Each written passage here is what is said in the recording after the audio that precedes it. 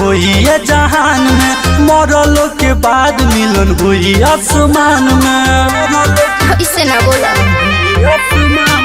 लागता ना प्यार पूरा हुई जहान में, मरलो के बाद मिलन हुई आसमान में।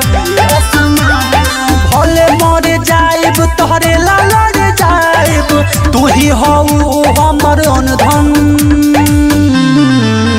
सुन टूटी ना ई बंधन, ए राजा भाग चलो लेके लंदन। सुन टूटी ना ई बंधन, ए राजा भाग चलो लेके लंदन।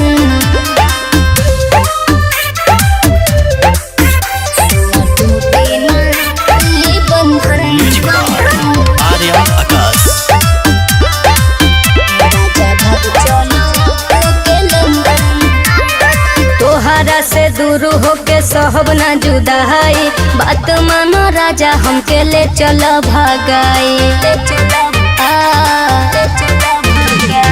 दुनिया के रीत रानी समझ न आवता, रही रही जान तोहर प्रीत सतावता। नाही तू डर मोहब्बत कर, भागल चल तू दंदन।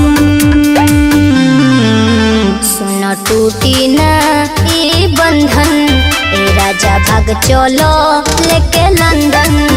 सुन टूटी ना ई बंधन, ए राजा भाग चलो लेके लंदन।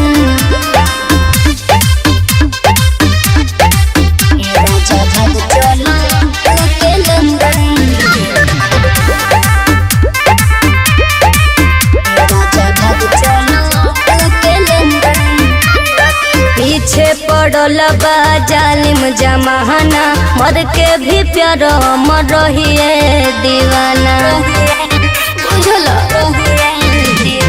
तोहरा से प्यार अज कहला चाहता, देखे दिलदार के न बदल इरादा।